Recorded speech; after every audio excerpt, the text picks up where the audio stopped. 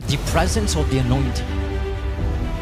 Anointing ఒక presence పక్కవారి యొక్క మైండ్ని డిస్టర్బ్ చేస్తుంది. It irritates the people. Anointing make people to prophesy over you. Your anointing make people to get favour in the name of Jesus.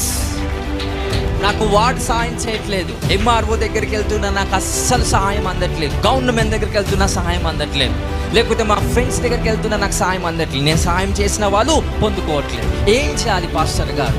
Anointing, అభిషేకాన్ని receive చేసుకోండి and బయటికి వెళ్ళండి.